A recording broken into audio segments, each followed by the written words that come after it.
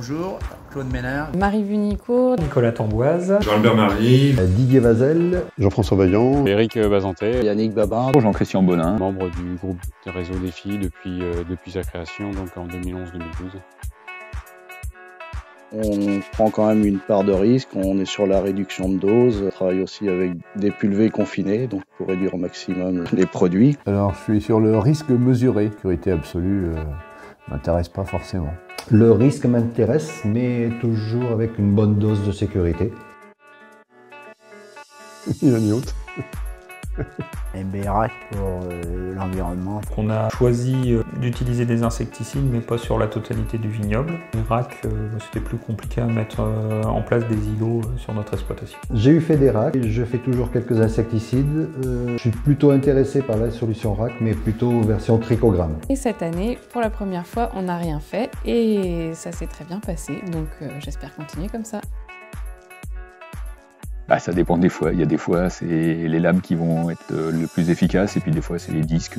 Décision en fonction du moment, de l'instant et de ce qu'on a à détruire. Alors là, je fais des lames pour la sécurité, pour que ça soit propre. Je ne choisis pas, j'ai les deux, voire même plus sur domaine. D'insectes pour faire de la faune auxiliaire, pour réguler justement les insectes indésirables. L'un ne va pas sans l'autre et on a besoin des deux. Si on a des fleurs, on a des insectes. Depuis longtemps, on travaille sur des enherbements fleuris avec des tentes décalées, de façon à favoriser la présence d'insectes. Plus il y a de fous, moins il y a de dégâts. Voilà.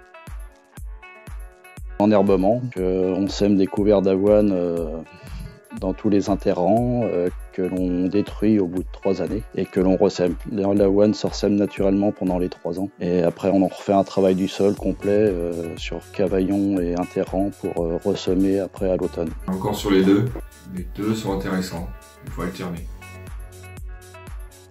S'il n'y a pas le conseiller pour calmer le vendeur, ça peut être compliqué. Conseiller bien sûr, indépendant surtout. On a besoin des deux, parce que les produits, il faut les acheter à quelqu'un. On suit plusieurs conseils, puis on fait notre expérience aussi, donc on avance. Conseiller, notre façon de voir les choses, de plutôt faire confiance à un conseiller, on va dire, qui est neutre, point de vue commercial, qu'un vendeur, qui lui a beaucoup plus intérêt de faire du chiffre. Et ben en fait, il faut tourner la diapo comme ça, parce qu'on met le matériel végétal en fonction du terroir qui est en dessous. C'est assez facile. Un matériel végétal adapté à notre terroir, c'est bien. Le terroir, ça a réelle importance pour pouvoir choisir le matériel végétal qui va mieux lui correspondre. À moitié plein.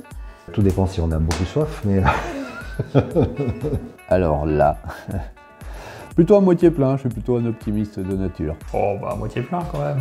Tout ce qu'on a fait sur ces quasiment 10 années là, de groupe défi, au final il y a eu un beau travail de fait. Je trouve que c'est pas mal. Effectivement, il n'est pas complètement plein, parce qu'il y a encore du progrès à faire. On avance.